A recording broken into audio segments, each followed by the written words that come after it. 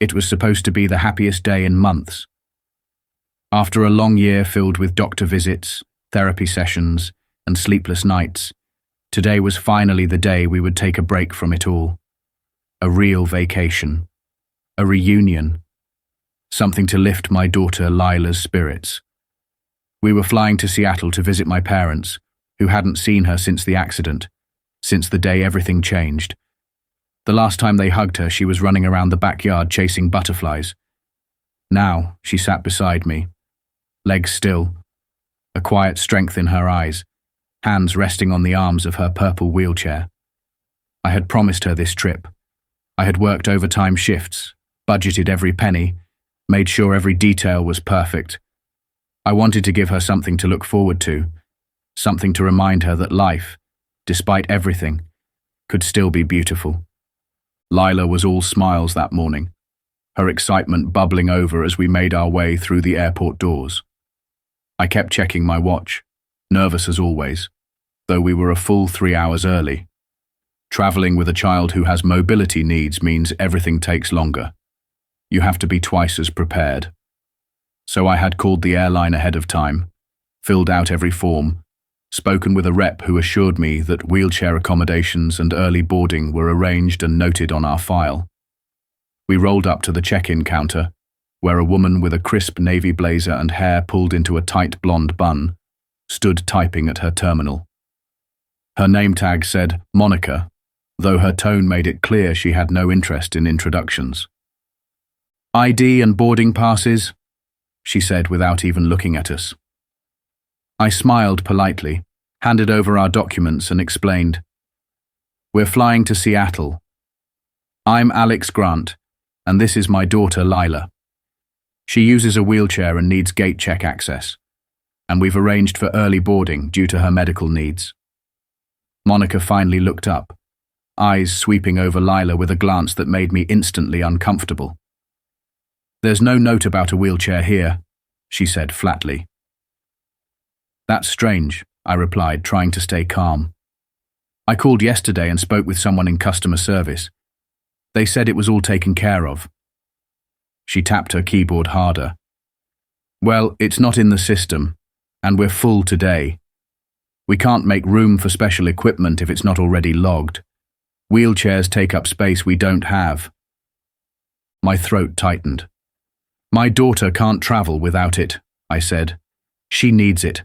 She has limited mobility from a car accident. She can only walk a few feet at a time."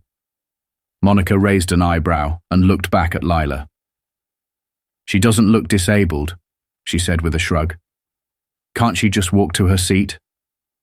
I froze. The words hit like a slap. Lila gripped my hand, and I could see the tears welling in her eyes, though she said nothing. "She can walk a few steps with support, but she needs the wheelchair for the rest," I said quietly. "Please, this is already difficult enough." Monica rolled her eyes. "Everyone has a story these days. I see this all the time. People wanting special treatment. We can't just give out accommodations because someone says they need them." The line behind us was growing. I could feel eyes on us. Lila was trying so hard not to cry. I leaned in and said, "I'd like to speak to your manager." Monica crossed her arms. "He's busy. Look, you can check the chair as regular baggage or take another flight tomorrow." The audacity of it stunned me. I opened my mouth to protest again, but before I could speak, an older gentleman in line behind us stepped forward. "Excuse me," he said, his voice calm but firm. I couldn't help overhearing. "I'm a retired doctor. This young lady clearly needs her wheelchair. This treatment is unacceptable." Monica snapped, "Sir, please wait your turn." But the man didn't back down. "Number, I've practiced medicine for 30 years. That child is not faking, and you are failing your duty as a representative of this airline." Others in the line began murmuring in agreement. Monica's face reddened, but she turned without another word and walked briskly toward the back office. A few tense minutes later, she returned with a man in a dark suit, his name badge identifying him as Samuel Diaz, station manager. "Good morning," he said, his expression open but serious. "What seems to be the issue?" I explained everything from start to finish: our prior arrangements, Monica's refusal, the comments about Lila's disability. Mr. Diaz listened carefully, then turned to Monica. "We always accommodate passengers with disabilities," he said firmly. "It's not only company policy, it's federal law. Please process their check-in correctly and ensure early boarding is arranged." Monica's mouth was tight, her eyes darting around, but she gave a curt nod. "Yes, sir." She tapped our info into the system without another word and handed me our boarding passes. "Gate 14. Boarding in an hour," she said coldly. I thanked Mr. Diaz and pushed Lila toward security. We didn't say much, but I could tell she was still shaken. I bent down and whispered, "Don't worry about that lady. Not everyone gets it. But we're going to have a great trip, okay?" Lila nodded faintly, still processing. I knew we'd made it past the first hurdle. I just didn't know then that it was far from over. The hour at the gate passed quietly. Lila read a book. I paced. When our boarding group was called, a cheerful gate agent offered to help with the wheelchair, just as planned. Everything felt back on track. I got Lila to her seat, a front row spot by the window with extra room for her chair, and sat beside her, exhaling for the first time in what felt like hours. But just as I was reaching for her blanket, I heard that voice again. My blood ran cold. "Excuse me," said Monica. She was now in full flight attendant uniform, marching toward us down the aisle. "There's a problem with your seating," she announced loudly. "What problem?" I asked, confused. "These seats were arranged for my daughter's disability needs." Monica shook her head. "These seats are reserved for passengers who can assist in an emergency. Your daughter cannot help in an evacuation." "That's not how this works," I said, trying to keep my voice steady. "This isn't an exit row, it's the bulkhead row, specifically for passengers with disabilities. We didn't take these seats from anyone. They were assigned to us for a reason." Monica crossed her arms. "If you don't comply, I'll have to ask you to move to the rear of the plane, or you can leave the flight altogether." The words hit me like a hammer. Lila's hand found mine again, tighter this time. Her lip trembled. "Daddy," she whispered. "People are looking." I glanced around and realized every passenger near us had gone silent. Some were even filming. I stood my ground. "This is unreasonable. I'd like to speak to the captain." Monica didn't flinch. "The captain supports my safety decisions. You have two options. Move now or deplane." Before I could reply, she turned and called out, "Security." Within seconds, an airport officer appeared beside us. "What's going on?" he asked. Monica jumped in. "These passengers are refusing to comply with safety protocol and are being disruptive." I shook my head, incredulous. "That's not true. We were given these seats for a valid reason, and now we're being targeted unfairly." The officer looked conflicted, glancing between us. "Sir," he said finally, "I think it's best if we step off and sort this out in the terminal." I felt the anger swell in my chest, but Lila was already crying, her shoulders shaking. The decision was made for us. As I gently helped her back into her wheelchair, a chorus of shocked voices began rising from behind. "This is outrageous," said one woman. "This is discrimination," added another. A man in a business suit stood up. "I'm an attorney. This violates the Air Carrier Access Act." Monica remained stone-faced. The officer gestured again. "Please, sir." My hands were shaking as I pushed Lila down the aisle. Some passengers stood. One called out, "We're getting off too." The scene was unraveling fast, but none of that mattered in that moment. All I could focus on was my daughter's tear-streaked face as we were escorted off the plane we had waited so long to board. The terminal was thick with tension as we waited near the gate, passengers still murmuring, some pacing, others visibly upset over what had just happened. I held Lila's hand while she quietly wiped her tears, trying so hard to be strong, even after such an unjust humiliation. Around us, a small crowd had formed. Passengers who had exited the plane voluntarily, others who had followed us to show support, and a few airline employees standing awkwardly nearby, unsure of how to react. I had barely caught my breath when Mr. Samuel Diaz, the station manager, reappeared, this time looking deeply concerned. "Mr. Grant," he said as he approached, "I was told you were removed from the flight. What happened? I personally approved your accommodations this morning." I took a deep breath, not trusting myself to speak at first. Then I laid out everything. Monica's accusations, her claim that the seats were unsafe for my daughter, her refusal to let us fly despite everything being cleared. Mr. Diaz's expression hardened as he listened, each detail making his jaw tighter, his eyebrows lower. "That's not just inappropriate," he finally said. "It's illegal. I'm so sorry. This should never have happened. Not to your daughter, not to you, not to anyone." He immediately called the captain of the flight over, a calm man in his 50s who looked shocked as soon as he heard the story. "I never authorized that," the captain said, visibly angry. "That decision was made entirely without my knowledge. If I had known, it never would have escalated to this point." Mr. Diaz turned to us with renewed urgency in his voice. "If you're still willing, we'd like to get you both back on that flight, immediately. Your seats are still there, and I can promise you, Monica will not be joining us again." Lila looked at me hesitantly. I knelt down and met her eyes. "Do you still want to go see Grandma and Grandpa?" I asked. She gave a brave nod. "Yes, but I don't want that mean lady to come near us again." Mr. Diaz gave her a warm smile. "You won't see her again. She's been pulled from this flight permanently." As we turned to head back toward the gate, we glanced out the large terminal windows and saw Monica being escorted away from the aircraft by two supervisors. Her face was flushed with anger, but no one seemed to be listening to her anymore. The tide had turned. As we reboarded the aircraft, the atmosphere had completely changed. The same passengers who had watched us leave now welcomed us with applause.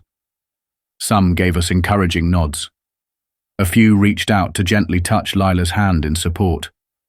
An elderly woman we'd never met said softly, "You're a brave young lady." Lila's eyes lit up at that, her confidence slowly returning. A new flight attendant, a middle-aged woman named Margaret, greeted us warmly the moment we stepped into the cabin. "Welcome back," she said with genuine kindness in her voice.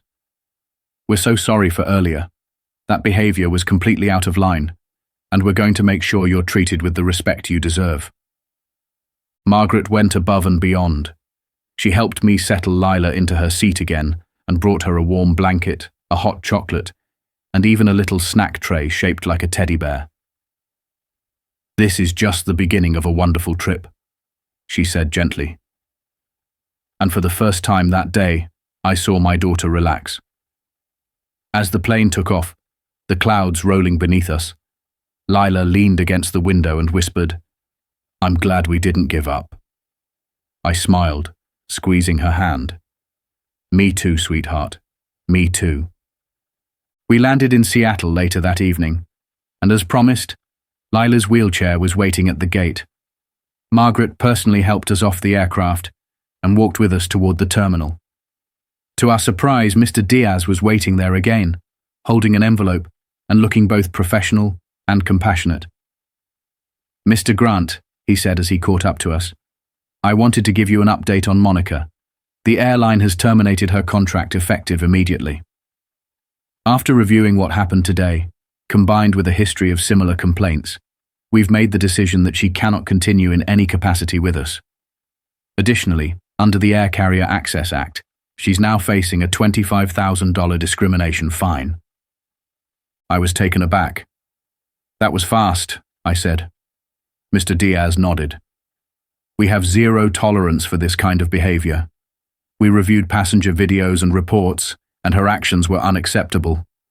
We're not just trying to patch things up, we're making things right. Then he handed me the envelope. Inside are 2 complimentary round-trip tickets to anywhere we fly. First-class upgrade included for your return flight. And our legal department would also like to discuss fair compensation for the emotional distress and public embarrassment your daughter experienced. I didn't know what to say. Thank you, I managed. That means a lot. He bent down so he was eye level with Lila and said gently, "You're amazing. You handled today with more courage than most adults I know. I hope you never forget how strong you are." Lila smiled, shy but proud. I could tell she was starting to understand that her voice mattered, and that being brave, even when it's scary, changes things. As we made our way out of the terminal, I spotted my parents standing just beyond the security line.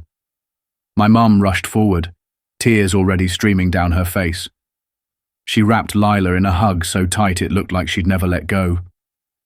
"Oh, my baby girl," she cried. "We missed you so much." My dad, ever the quiet one, took our bags and gave me a long, firm pat on the back. "Good job, son," he murmured. That night, after dinner and stories and laughter that filled the house like sunshine, I sat with my father on the back patio, watching Lila play with their golden retriever in the fading light. My dad placed his hand on my shoulder. "You did the right thing today. You stood up for her, stayed calm, didn't let anger take over. That's what a real man does. That's what a father does." I nodded, my voice caught in my throat. "I just did what I had to." He shook his head. "You did what most wouldn't have. And she saw it. You taught her something powerful today." That night, as I tucked Lila into bed, she looked up and whispered, "Do you think that lady will be nicer now?" I smiled faintly and sat on the edge of her bed. Maybe. Sometimes people need consequences to learn. But what matters is that you never let people like that make you feel small. She nodded. "I'm not mad anymore. Maybe she was just having a really bad day." Her heart was bigger than I ever realized. "That's a beautiful way to see the world," I said. "But no matter what day someone's having, it's never okay to hurt others." The rest of our vacation was everything we dreamed it would be. Walks through the park, museum visits, late-night ice cream, and endless time with Grandma and Grandpa. They spoiled Lila shamelessly, and for once, I didn't mind. When it was time to go home, we flew first class as promised. The crew was welcoming, attentive, and kind. It felt like flying in an entirely different world. As the plane took off, Lila looked out the window at the sky and said, "I'm glad we didn't let her stop us." This was the best trip ever. I smiled and gave her hand a gentle squeeze. "Me too, sweetie. Me too." But the story didn't end when the wheels touched down. Back home, I couldn't shake the feeling that more needed to be done. Inspired by Lila's strength, I started a small blog, just a place to share our story, to speak up for people like us who don't always have a voice. To my surprise, it grew. Fast. Messages poured in, some from parents in similar situations, others from people who just wanted to thank Lila for reminding them what courage looks like. Eventually, we were invited to speak at community centers and schools. Lila, always calm and composed, would tell the story from her own eyes, but never with bitterness, only with hope. "People need kindness," she'd say, "even the ones who don't seem to deserve it. That's how things get better." And that's when I realized the real victory. It wasn't that someone lost their job. It wasn't the free tickets, or even the public support. The real victory was in the change that came after. The way one painful moment sparked something bigger, something that could help others. And Lila? She taught me something that day too. That strength doesn't always roar. Sometimes it speaks gently. And sometimes the best revenge isn't punishment. It's compassion. It's progress. It's showing the world that love, dignity, and justice will always rise, higher than fear, higher than cruelty, and higher than any altitude a plane could ever reach.